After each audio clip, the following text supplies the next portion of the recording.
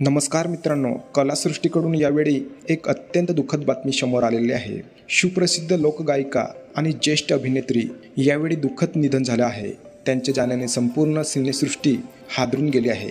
चला तर मग जाणून घेऊया कोण आहेत या महान गायिका। पण त्या अगोदर मराठी लाईफस्टाईल हब या चॅनलला नक्की सबस्क्राईब करा, जेणेकरून मनोरंजन विश्वातील अशा नवीन चकित करणाऱ्या घडामोडी तुमच्यापर्यंत वेळेवर पोहोचतील।